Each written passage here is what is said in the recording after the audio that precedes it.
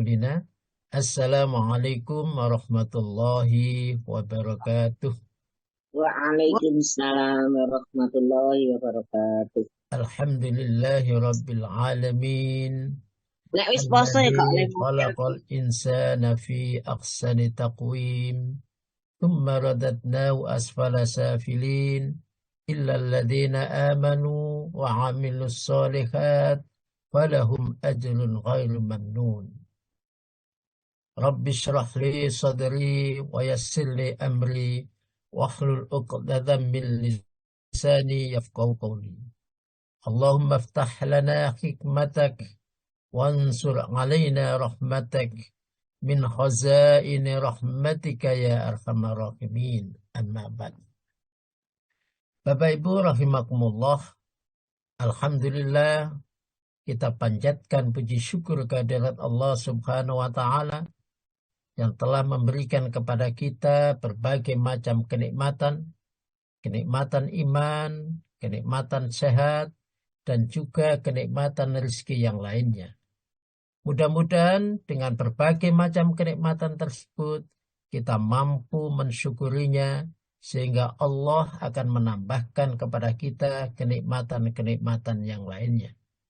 Salawat dan salam pada Rasulullah Sallallahu Alaihi Wasallam yang telah membimbing umat manusia dari jalan yang penuh dengan murka Allah menuju jalan yang penuh dengan ridha Allah. Bapak Ibu rahimakumullah, pada hari ini kita semua masuk pada bulan Rajab. Bulan Rajab termasuk salah satu bulan yang baik dari 4 bulan. Maka perbanyak kebaikan-kebaikan. Perbanyak kebaikan-kebaikan. Terutama doa Allahumma barik lana fi Rajaba wa Sa'bana wa ballighna Ramadan. Yang saya lihat di dalam hadis tentang bulan Rajab itu tidak ada amalan khusus di bulan Rajab, entah puasa berapa hari, puasa lah. Tidak ada. Tapi memang bulan Rajab itu adalah bulan baik. Maka perbanyak amalan baik.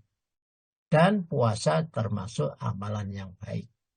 Nah, ada doa itu, dan yang kedua ada menyembelih satu kambing untuk diberikan kepada tetangga-tetangganya. Itu di bulan Rajab. Dan mudah-mudahan kita semuanya disampaikan oleh Allah sampai pada bulan Ramadan nanti. Bapak Ibu rahimakumullah, kita lanjut pada pertemuan kali ini membahas tentang 7 golongan yang mendapat naungan Allah Subhanahu wa taala di hari kiamat. Yang pertama, hadis yang pertama, monggo Bu diartikan dulu. Ya Ustadz, siap Ustadz. Kirang minggah Ustadz sekedik. Nah, kurang munggah. Ini Nggih, yang bawah enggak kelihatan. bentar, berarti sudah Tidak bisa nggak dibaca bisa. yang bawah. Oh, wes pas itu Lur. Mau tambah nggak kelihatan Bu ya. Kelihatan kok Ustadz, sudah. Cuman agak kecil. Nah, Ya Ustadz.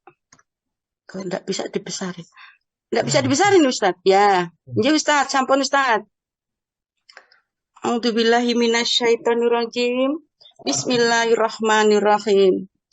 Dari Hafiz bin Asim, dari Abu Hurairah, dari Nabi Shallallahu Alaihi Wasallam bersabda, ada 7 golongan manusia yang akan mendapat naungan Allah pada hari yang tidak ada naungan kecuali naungannya.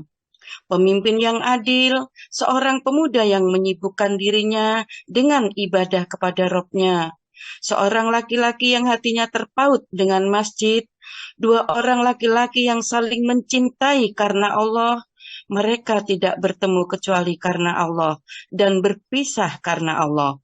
Seorang laki-laki yang diajak berbuat maksiat oleh seorang wanita kaya lagi cantik, lalu dia berkata, "Aku takut kepada Allah." Dan seorang yang bersedekah dengan menyembunyikannya hingga tangan kirinya tidak mengetahui apa yang diinfakkan oleh tangan kanannya. Serta seorang laki-laki yang berzikir kepada Allah dengan mengasingkan diri hingga kedua matanya basah. Baik. Pada bab ini memang membahas tentang menangis.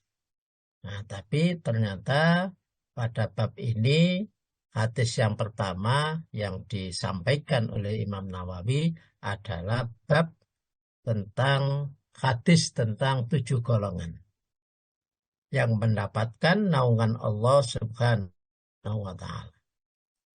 An Hafiz bin Asim an Abi Hurairah radhiyallahu an qala. Dari Hafiz bin Asim dari Abi Hurairah radhiyallahu an anin Nabi sallallahu alaihi wasallam dari Nabi sallallahu alaihi wasallam qala bersabda, sab'atun 7.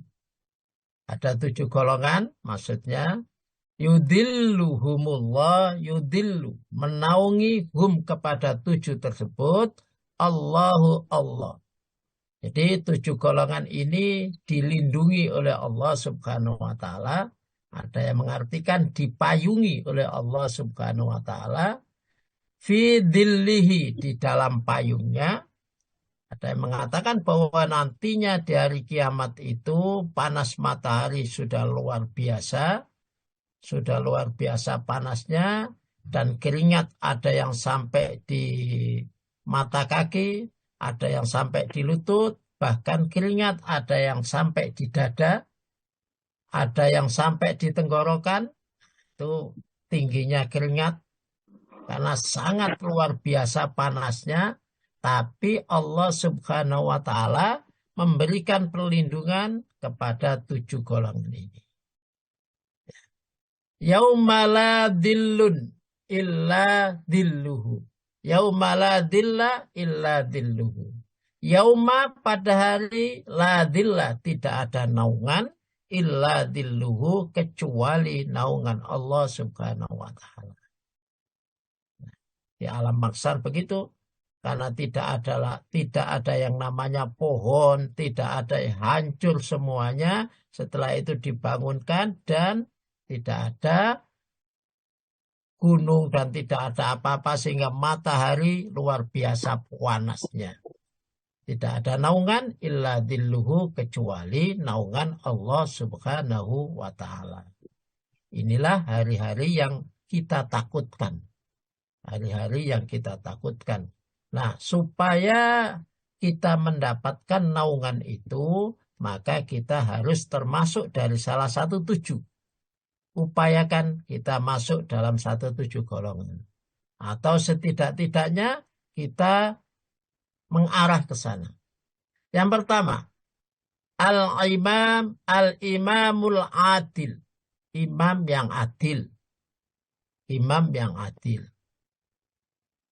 Pemimpin yang adil.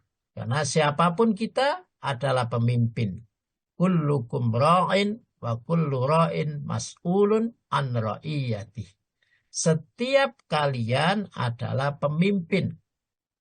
Dan setiap pemimpin pasti dimintai pertanggungjawaban.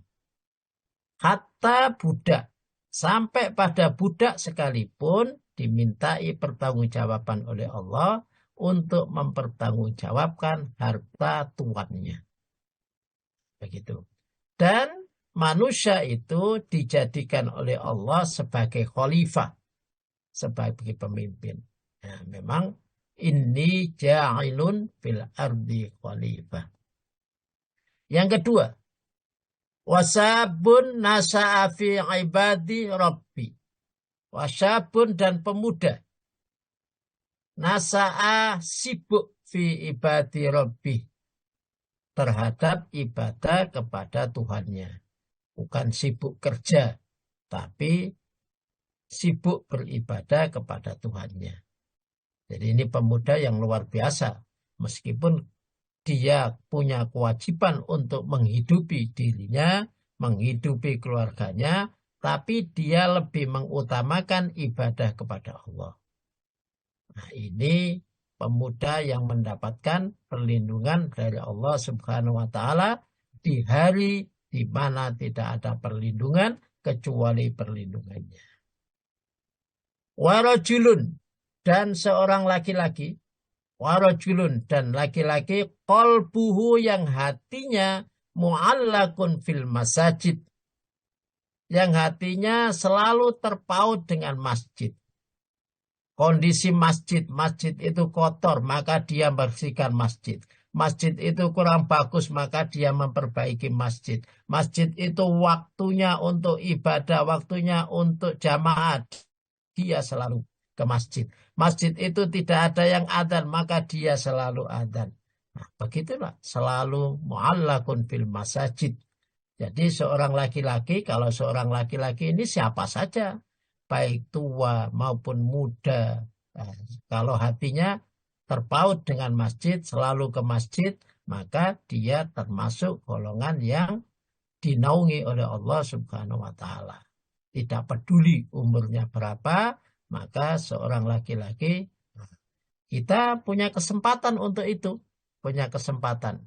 Di usia kita yang Allah Subhanahu wa Ta'ala mungkin yang hari ini memberikan kesempatan atau memberikan umur sampai pensiun, maka hati kita alihkan. Kalau dulu mungkin hati kita disibukkan dengan kegiatan-kegiatan mencari rezeki, maka sekarang ini kita sibukkan hati kita untuk selalu dekat dengan masjid, memperbaiki masjid.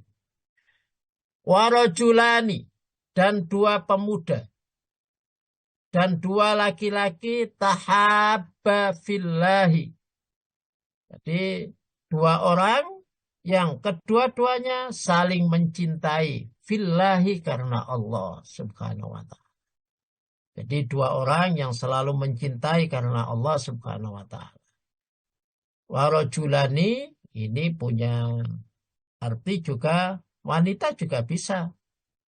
Wanita juga bisa. Dua wanita yang kedua-duanya ketemu karena cinta kepada Allah. Ijtima'a alaihi. Mereka bersatu, berkumpul juga karena Allah Subhanahu wa Ta'ala.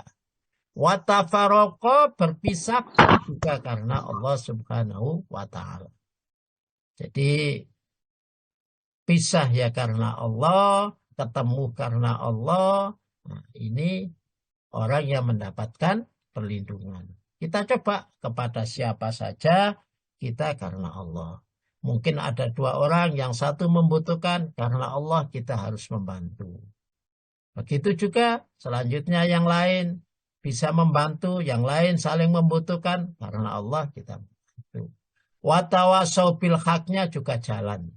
Kalau ada saudara kita yang butuh diingatkan, maka watawasau bil hak itu juga jalan. Karena watawasau bil hak itu tidak peduli apakah kita itu orang kecil, apakah itu orang punya jabatan dan lain sebagainya. Nah, kalau karena Allah, maka tidak ada yang namanya kekuasaan, tidak ada namanya orang pembantu, mulai presiden sampai tukang laden, tidak ada. Semuanya sama. Kalau kita Allah, maka kalau seumpama ada presiden yang salah, kita sebagai orang kecil, karena pertemuan karena Allah, maka kita ingatkan. Begitu juga yang atas kepada yang bawah, karena cintanya kepada Allah, cintanya karena Allah, tetap mengingatkan, saling mengingatkan. Warajulun, dan seorang laki-laki, tolabat hu imra'atun. Tolabat mengajak kepadanya imra'atun, wanita. Rajulun, seorang laki-laki yang diajak wanita, dzatu mansibin, yang mempunyai nasab yang bagus. Ya, mempunyai nasab, mempunyai nasib. Bisa nasab, bisa nasib, mungkin dia kaya, mungkin keturunannya orang yang darah biru dan lain sebagainya, ya mempunyai nasib yang bagus. Seorang laki-laki yang diajak wanita, ya, yang mempunyai nasib yang bagus, mempunyai nasab juga bagus, wajah malin lagi cantik, wajah malin lagi cantik. Saya kira siapa yang tidak tertarik? Nah, orang tua pun kadang-kadang masih membahasnya, dibahas. Nah, jadi seorang laki-laki yang diajak perempuan yang mempunyai nasab bagus, mempunyai kekayaan, kemudian dia mampu untuk berkata, faqala inni akhafullah. Sesungguhnya saya takut kepada Allah. Saya takut kepada Allah. Bukan mengatakan kesempatan ini. Jadi mengatakan ya begitu. Tapi mengatakan inni akhafullah. Inni akhafullah. Saya takut kepada Allah. Saya takut kepada Allah. Sebagaimana Nabi Yusuf, contohnya Nabi Yusuf saat digoda oleh Zulaikha. Jadi mampu mengatakan inni akhafullah. Warajulun, dan laki-laki tasaddaqa akfa, tasaddaqa bersedekah, akfa dengan sembunyi-sembunyi. Selanjutnya orang yang dapat naungan Allah di hari kiamat nanti, seorang laki-laki yang bersedekah dengan sembunyi-sembunyi. Maksudnya sembunyi-sembunyi itu supaya orang lain tidak tahu. Ya, hatta la ta'lamu shimaluhu, sampai seakan-akan bahwa tangan kirinya tidak mengetahui ma tunfiku yaminuhu, apa yang diinfakkan oleh tangan kanannya. Jadi bukan berarti kita infak dengan tangan kita kanan kita, kemudian tangan kirinya diseledekno ke belakang, bukan. Tapi maksudnya itu kita infak seakan-akan bahwa tangan kiri kita tidak tahu. Itu infak secara sir. Kelihatannya orang ini, saya pernah baca buku di daerah Probolinggo situ. Pernah baca buku, orang itu kelihatannya kaya, tapi orang lain menganggap bahwa dia medit, padahal dia luar biasa. Dia luar biasa. Sedekahnya luar biasa. Saat dia sudah meninggal, ternyata setelah itu tidak ada lagi yang bersedekah di kampung-kampung, itu tidak ada. Ternyata yang sedekah itu adalah orang tersebut. Warajulun, dan seorang laki-laki, dzakarallahu khalian, zikir kepada Allah, ingat kepada Allah di tempat-tempat yang sepi. Ya, tempat yang sepi itu bukan berarti harus ke gunung, ya harus ke gua menyendiri, tidak. Tapi tempat yang sepi itu ya mungkin ya bisa ke masjid di saat malam, ya, di rumah di saat malam, ya, tempat-tempat yang sepi di antara. Kemudian wafa'adat ainahu, maka meneteskan air mata, ainahu, matanya itu, meneteskan air matanya itu. Nah, itu di antaranya orang-orang yang mendapatkan naungan Allah Subhanahu wa taala di hari yang tidak ada naungan kecuali naungan Allah Subhanahu wa taala. Baik Bapak Ibu rahimakumullah, kita mulai pada yang pertama, ada imamun adilun. Kenapa imam itu mendapatkan naungan Allah Subhanahu wa taala di hari yang tidak ada naungannya? Nah, Allah Subhanahu wa taala di dalam surat An-Nahl. Coba diartikan Bu Wati. Iya, Ustaz. Surat An-Nahl ayat 16. Surat 16 ayat 90. Sesungguhnya Allah menyuruh berlaku adil, berbuat kebajikan, dan memberikan bantuan kepada kerabat. Dia juga melarang perbuatan keji, kemungkaran, dan permusuhan. Dia memberi pelajaran kepadamu agar kamu selalu ingat. Innallaha, sesungguhnya Allah. Ya'muru, memerintahkan siapa? Ya'muru, memerintahkan, Allah memerintahkan kepada kita semua bil adl, dengan berbuat adil. Siapapun kita diperintahkan oleh Allah untuk berbuat adil. Adil kepada siapa saja. Adil kepada keluarganya, adil kepada bawahannya, adil kepada siapa saja. Termasuk adil kepada anak-anaknya. Nah, diperintahkan untuk berbuat adil. Yang kedua diperintahkan untuk berihsan.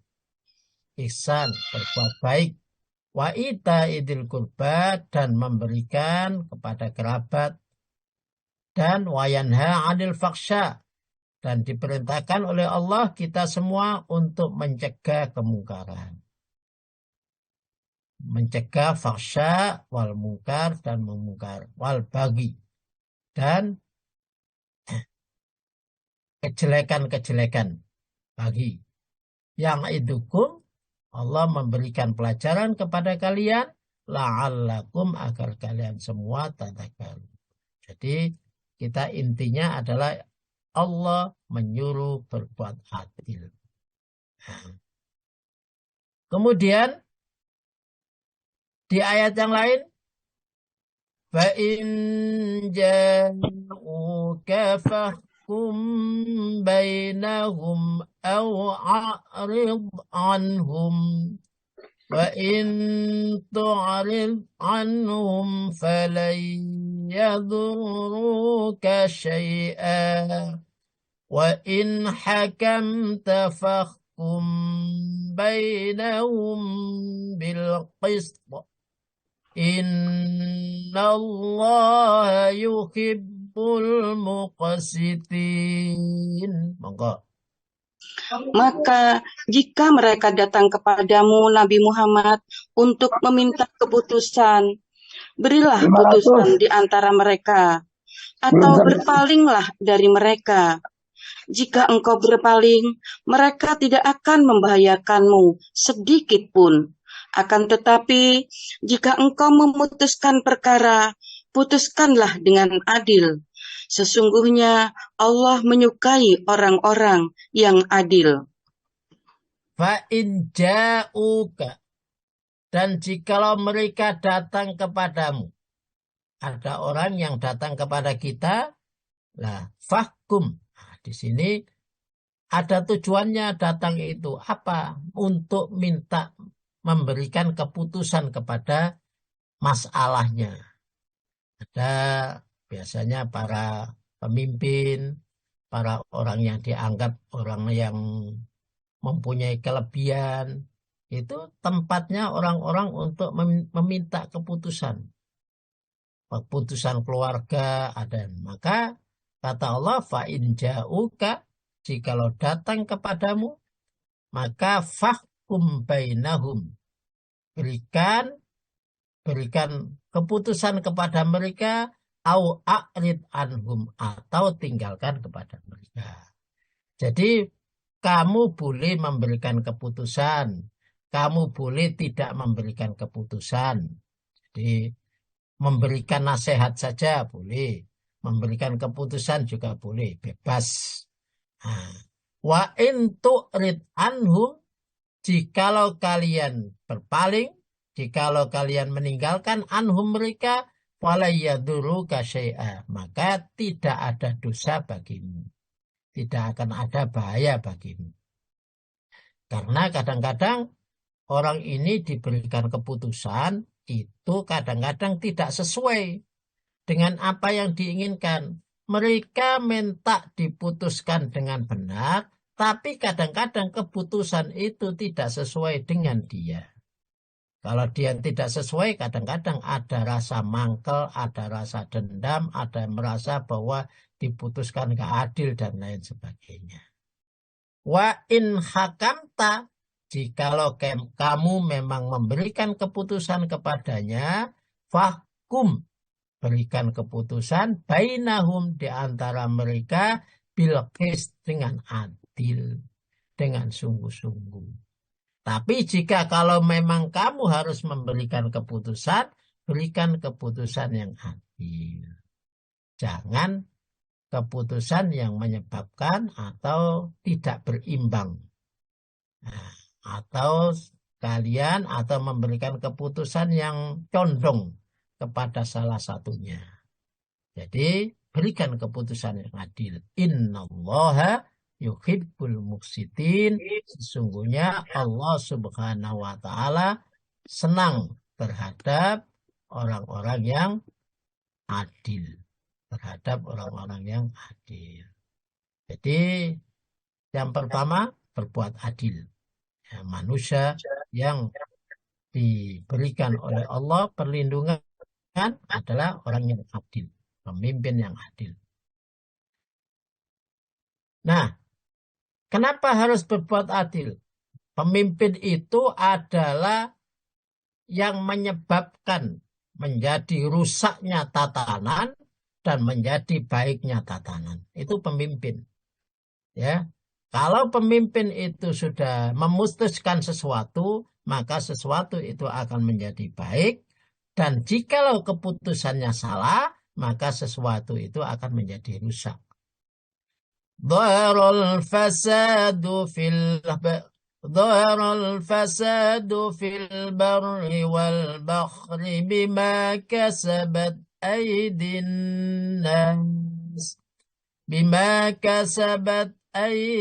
الناس ليذيقهم بعض الذي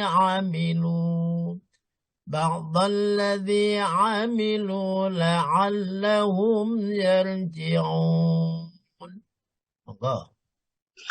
Telah tampak kerusakan di darat dan di laut disebabkan perbuatan tangan manusia.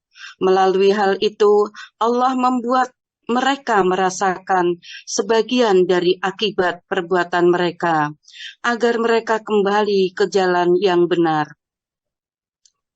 Dhaharul fasad, tampak. Al-fasad, kerusakan. Sudah jelas, tampak kerusakan tatanan, kerusakan apa saja, fil barri, di dalam darat, wal bahri, dan di laut. Tampak kerusakan. Nah, kerusakan itu tidak mungkin tidak ada sebabnya. Pasti kerusakan itu ada sebabnya. Bima kasabat aidin nas, disebabkan perbuatan pemimpin manusia. Di sini aidin nas itu artinya tangan, tapi aidin nas itu bisa diartikan pemimpin manusia. Jikalau seorang pemimpin itu sudah tanda tangan, maka hutan berjuta-juta hektar akan habis. Karena tanda tangannya pemimpin akan menjadi rusak. Kalau orang biasa, maka mencuri kayu hutan paling-paling untuk rumahnya satu selesai. Tapi kalau sudah pemimpin manusia, kemudian bertanda tangan, maka bisa hancur semuanya. Maka hati-hati jikalau jadi pemimpin. Ya, hati-hati jikalau memilih pemimpin. Jangan sampai menjadi penyebab kerusakan yang ada di darat maupun yang ada di laut. Karena penyebabnya pemimpin. Liyudhiqahum. Nah, begitu itu Allah Subhanahu wa taala punya tujuan. Liyudhiqahum, supaya kalian merasakan ba'dalladzi amilu, sebagian dari amal kalian semua. Ini loh sebab perbuatan kalian, sebab amal kalian sebagai pemimpin, sebab amal kalian berbuat. Nah, itu supaya kalian merasakan akibatnya. Akibat sama ternyata ada pembabatan hutan, ini contoh paling gampang. Pembabatan hutan itu terjadi banjir. Maka rasakan ini akibat perbuatanmu. Terjadi banjir setiap hari, banjir yang nggak habis-habis. Nah, terjadi longsor dan lain sebagainya. Ini akibat dari perbuatanmu yang suka untuk membabat hutan. La'allahum yarji'un. Tujuan yang kedua. La'allahum yarji'un, agar kalian kembali kepada Allah, agar kalian bertobat. Jangan diulang. Jangan diulang. Itulah akibat yang berbahaya. Ya.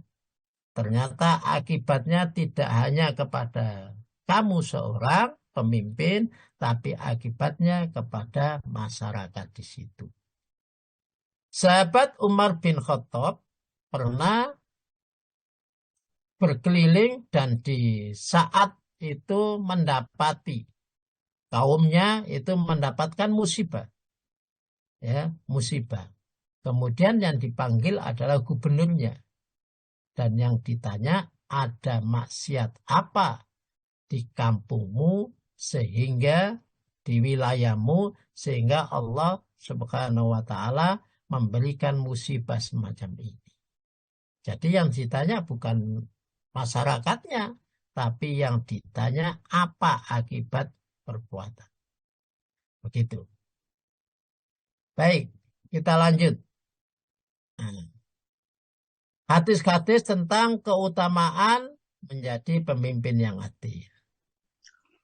An Atiyah Al-Aufi an Abi Sa'id Al-Khudri qala Rasulullah sallallahu alaihi wasallam, inna akhabban nas ilallah yaumal qiyamah wa aqrabahum minhu majlisan imamun adil.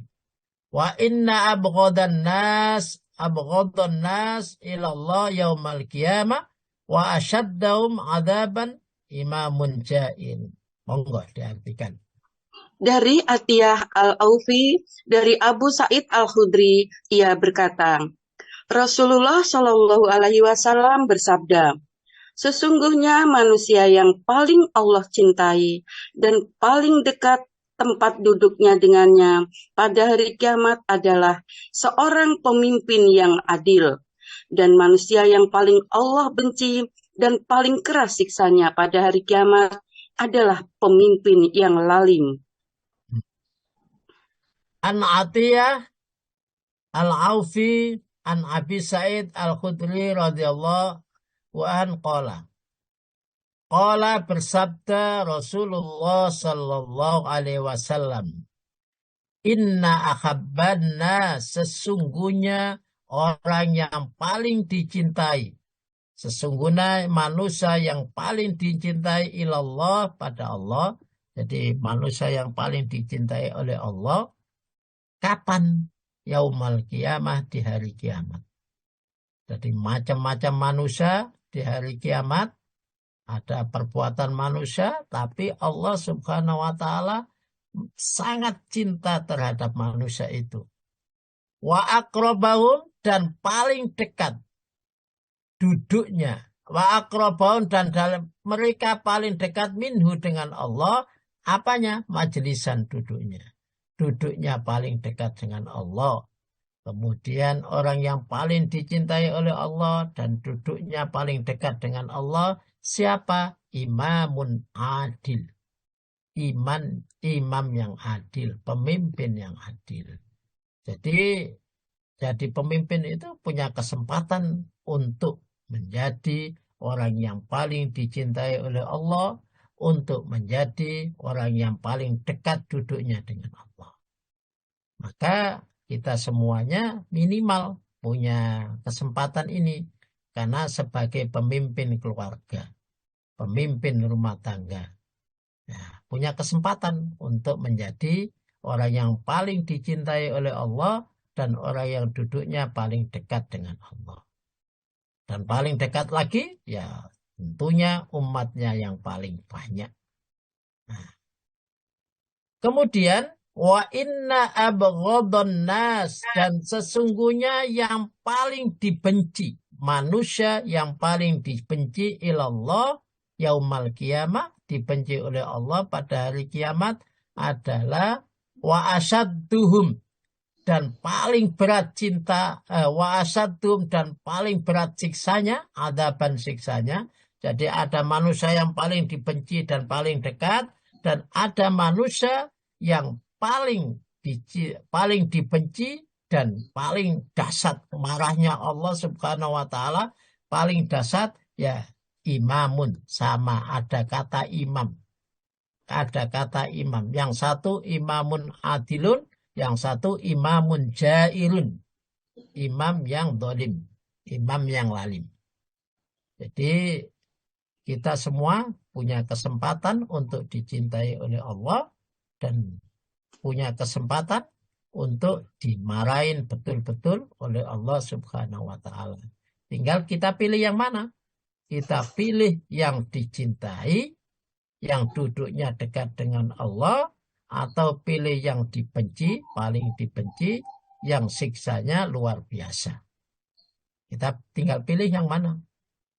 Nah, kalau kita berupayalah untuk memilih menjadi yang baik, imamun adilun.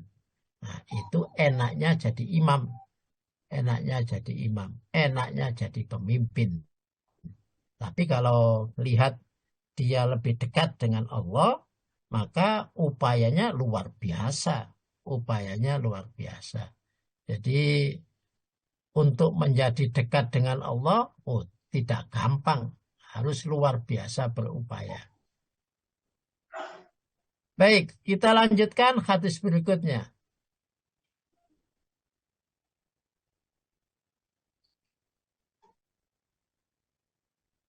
Monggo diartikan. Ustadz siap. Telah menceritakan kepada kami Abdul A'la dari Ma'mar, dari Zuhri, dari Sa'id bin al-Musayyab, dari Abdullah bin Amru bin al-As, bahwasanya Rasulullah Shallallahu Alaihi Wasallam bersabda, orang-orang yang berlaku adil di dunia, kelak di hari akhirat berada di atas mimbar yang terbuat dari batu mutiara yang terletak di dekat Ar-Rahman Allah sebagai pahala keadilan mereka ketika di dunia. Ya. Anna Rasulullah Sallallahu Alaihi Wasallam, sesungguhnya Rasulullah Sallallahu Alaihi Wasallam telah bersabda. Ya, apa sabdanya? Innal muqsitina fid dunya, sesungguhnya orang-orang yang berbuat adil di dunia, ala mimbari, mereka diletakkan di atas mimbar, min lu'lu'in, ya, diletakkan di atas mimbar dari min lu'lu'in, dari mutiara. Dari mutiara. Mimbar itu diciptakan dari mutiara dan orang yang adil diletakkan di situ. Yaumal kiamati, di hari kiamat. Baina yadaihi rahman, di samping Allah Subhanahu wa taala yang Maha Rahman. Ini luar biasanya Allah Subhanahu wa taala menempatkan orang-orang yang adil, ditempatkan di sisinya, diletakkan di atasnya, diberikan kepadanya mimbar yang terdiri dari mutiara. Di samping Allah dikasih mimbar yang namanya terdiri dari mutiara tersebut. Itu pahalanya orang yang adil. Pemimpin yang adil. Jadi jadilah pemimpin supaya berkesempatan untuk menjadi orang yang dicintai oleh Allah, orang yang dekat dengan Allah, orang yang diberikan mimbar oleh Allah di samping Allah Subhanahu wa taala. Kenapa? Bima aksatu fid dunya. Disebabkan karena mereka berbuat adil di dunia. Karena mereka berbuat adil di dunia, maka akan mendapatkan pahala. Allah Subhanahu wa taala meletakkan dia di sampingnya dan membuatkan mutiara untuk tempat mereka, mimbar mutiara untuk tempat mereka. Jadi dibuatkan panggung terdiri dari mutiara. Nah, mereka diletakkan di situ. Itu pahala orang-orang atau imam yang bisa berbuat adil. Bapak Ibu rahimakumullah. Kemudian di dalam Al-Quran surat Al-Isra. وَلَا تَقْفُ مَا لَيْسَ لَكَ بِهِ عِلْمٌ إِنَّ السَّمْعَ وَالْبَصَرَ وَالْفُؤَادَ كُلُّ أُولَئِكَ كَانَ عَنْهُ مَسْئُولًا. Monggo. Janganlah engkau mengikuti sesuatu yang tidak kau ketahui. Sesungguhnya pendengaran, penglihatan, dan hati nurani, semua itu akan diminta pertanggungjawabannya.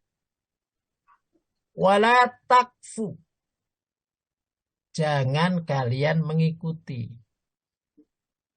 Mengikuti saja tidak boleh. Apalagi kita memilih orang yang kita tidak ketahui. Orang yang tidak jelas. Wala takfu ma laisa laka bihi ilm.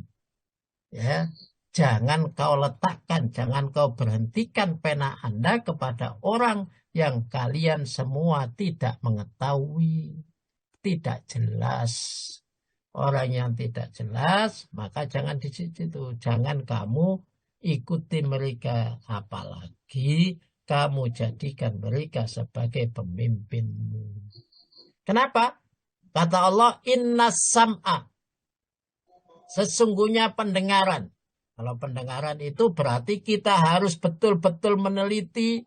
Kalau kita lewat pendengaran kita, berita-berita lewat pendengaran kita, kebenaran orang itu harus tahu. Ya, sejauh mana dia kebenarannya, sebaiknya, cerdasnya, pintarnya, dan lain sebagainya. Ya, wal basara, dan penglihatan kita.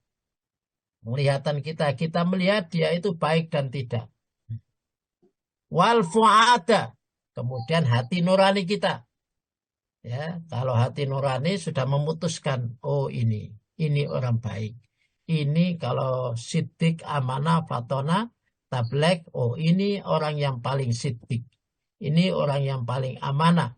Ini orang yang paling fatona. Ini orang yang paling tablek. Nah, itu baru boleh kita takfu, boleh kita meletakkan di situ. Kenapa? Kata Allah Subhanahu wa taala, kullun, semuanya. Semua saja, baik pendengaran kita maupun penglihatan kita, hatta hati nurani kita, sampai pada hati nurani kita semuanya. Ulaika kana anhu mas'ula, semuanya dimintai pertanggungjawaban oleh Allah Subhanahu wa taala. Ya, semuanya dimintai pertanggungjawaban. Ya. Nah, maka hati-hati kalau di situ. Maka hati-hati. Nah, ini ayat yang sangat luar biasa menyebabkan kita semuanya merinding jika melaksanakan atau membaca ayat ini. Maka betul-betul hati-hati karena semuanya akan dimintai pertanggungjawaban oleh Allah. Seakan-akan kita hanya memutuskan sekali, tapi seterusnya kita sudah tahu atau kita tidak tahu. Kalau di sini, ma laisa laka bihi ilm. Ya, kalau kita tidak tahu betul, lebih baik tidak. Lebih baik tidak. Karena pasti akan dimintai pertanggungjawaban oleh Allah Subhanahu wa taala. Tapi kalau kita sudah tahu, maka kita harus memilih yang kita tahu.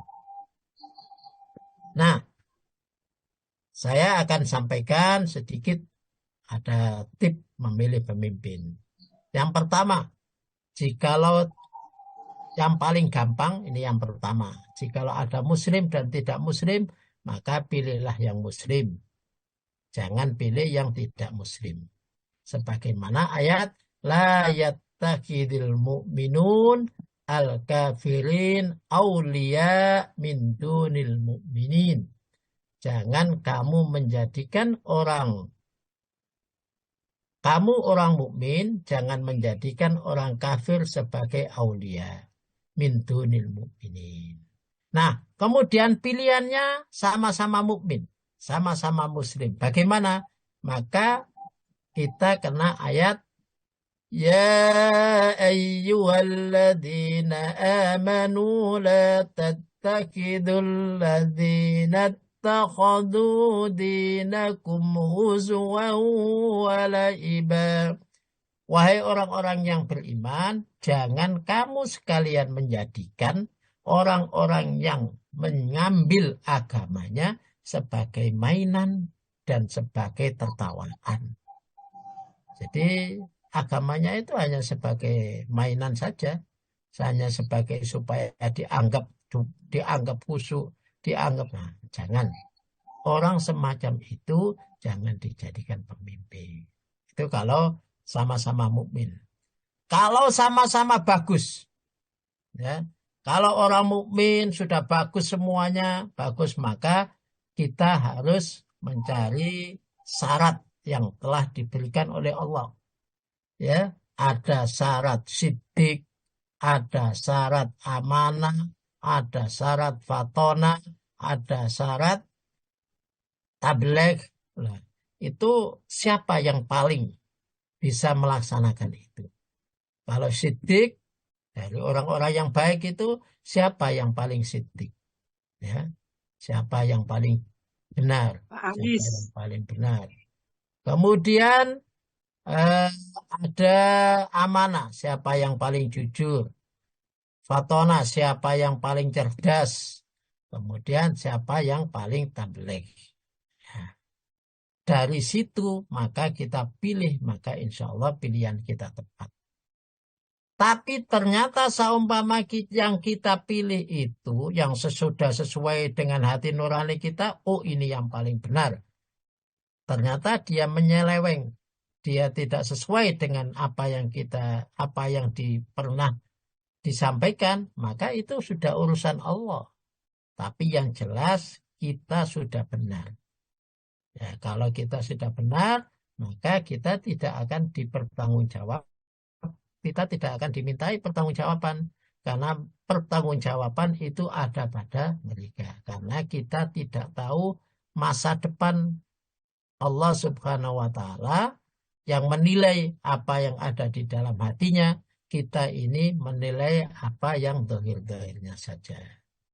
Ya, dohir-dohirnya saja. Jadi kita lihat siapa yang paling jujur, siapa yang paling cerdas, siapa yang paling benar, dan siapa yang paling bisa menyampaikan apa adanya. Begitu. Itu adalah cara memilih pemimpin. Nah, yang kedua, wasyabun nasa'a fi ibadati rabbih. Kemudian yang kedua adalah pemuda. Setelah pemimpin yang adil, kemudian pemuda yang jadi wasabun nasa'a fi ibadati rabbih. Pemuda yang sibuk dengan beribadah kepada Tuhannya. Nah, masa muda adalah masa yang paling kuat. Sebagaimana surat Ar-Rum 54. Ya. Allahul ladzi khalaqakum min dha'fin thumma ja'ala min ba'di dha'f. ثم جعل من بعد ضعف قوة ثم جعل من بعد قوة ضعفا ثم جعل من بعد قوة ضعفا وشيبا يخلق ما يشاء وهو العليم القدير. Allah adalah zat yang menciptakanmu dengan keadaan lemah. Kemudian dia menjadikanmu kuat setelah keadaan lemah. Lalu Dia menjadikanmu lemah kembali setelah keadaanmu kuat dan berubah. Dia menciptakan apa yang Dia kehendaki. Dia Maha Mengetahui lagi Maha Kuasa. Baik. Allah alladzi dzat khalaqakum, yang menciptakan kamu sekalian. Jadi telah diciptakan kita semuanya min dhofin, dari yang lemah. Ditafsirkan lemah yang dhofin yang pertama ini adalah nutfah. Kita tidak berbuat apa-apa kalau masih berupa nutfah. Lemah, hina, ya, bau dan lain sebagainya. Ya, kita tidak bisa berbuat apa-apa. Kemudian summa ja'ala min ba'di dhofin, kemudian ja'ala, telah menjadikan min ba'di dhofin. Nah, sesudah lemah itu berarti kita lahir masa kanak-kanak. Nah, lemah. Tidak bisa berbuat sendiri. Semuanya dari orang tua. Semuanya dari orang lain. Kemudian sesudah itu min ba'di dhofin kuatan. Sesudah dijadikan lemah itu diberikan menjadi kuat. Ya, menjadi kuat. Kuat ini diartikan sebagai pemuda. Kita bisa berbuat apa saja. Kita punya ini. Luar biasa kuat. Punya cita-cita begini. Itu di masa muda. Di masa muda apa yang kita inginkan bisa kita kerjakan. Apa yang kita bisa cita-citakan bisa kita laksanakan. Bisa kita raih. Itu pemuda. Nah, di saat pemuda, di saat kita kuat itu, ternyata kita sibuk beribadah kepada Allah Subhanahu wa Ta'ala. Saat muda itu saat sibuk. Ini luar biasa. Luar biasa. Karena biasanya orang yang sibuk beribadah kepada Allah itu orang yang sudah pensiun. Kalau orang yang pensiun sibuk ibadah kepada Allah. Kenapa sibuk? Ya, sibuk istighfar kepada Allah. Sibuk. Ya, masih alhamdulillah Allah Subhanahu wa Ta'ala masih memberikan kita umur untuk bertobat. Dan biasanya orang semacam itu punya salah satu amalan yang istiqomah, kebaikan yang istiqomah, sehingga Allah Subhanahu wa Ta'ala sangat mencintainya, sangat ingin membalas dia dengan surganya. Sehingga di hari tuanya Allah Subhanahu wa Ta'ala memperbaiki perbuatannya. Min ba'di quwwatin dha'fan wa saiba. Setelah kuat jadi pemuda, maka Allah Subhanahu wa Ta'ala menjadikan kita lemah lagi. Menjadikan kita lemah lagi. Lemah lagi itu kapan? Ya, lemah itu saat kita menjadi tua, saat pensiun, wasyaiba, dan sudah beruban. Ya, sudah beruban. Makanya uban itu tanda tua.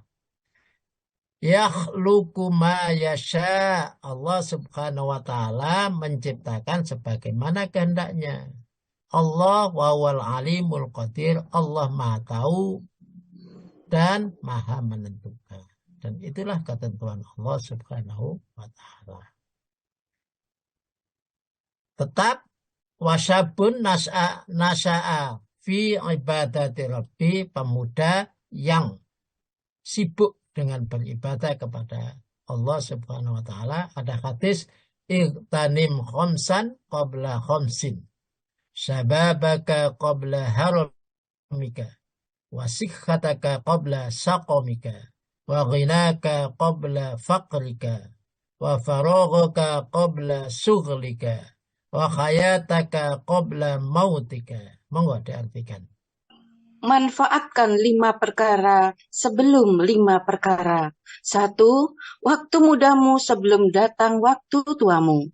Waktu sehatmu sebelum datang waktu sakitmu. Masa kayamu sebelum datang masa kefakiranmu. Masa luangmu sebelum datang masa sibukmu. Hidupmu sebelum datang kematianmu. Hadis ini Di situ tidak saya sebutkan, biasanya saya sebutkan hadisnya Imam Ahmad, hadisnya Imam Bukhari, hadisnya, ya biasanya saya sebutkan begitu. Tapi saya cari-cari di buku-bukunya, nggak ketemu. Maka saya cari di Google. Ya, hadis ini saya cari di Google, ketemu ternyata hadis ini juga disahihkan oleh Imam Albani. Ya. Iqtanim khamsan, persiapkanlah oleh kalian 5, khamsan 5, qabla khamsin, sebelum 5 yang datang. Jadi siap-siapkan, siaplah betul sebelum 5 datang. Yang pertama, sababaka qabla haramika, qabla haramika, mudahmu, siapkan mudahmu betul sebelum tuamu. Ya, kita bisa melihat orang-orang tua itu bagaimana. Orang-orang tua, tadi disebutkan orang tua, orang yang sudah lemah. Maka siapkan betul masa mudamu sebelum tuamu. Supaya tua kita itu bisa enak, bisa hidup dengan nyaman, bisa ibadah dengan enak, tua bisa umroh, bisa segalanya, bisa menikmati. Nah, maka siapkan mudamu supaya bisa dinikmati di hari tuamu.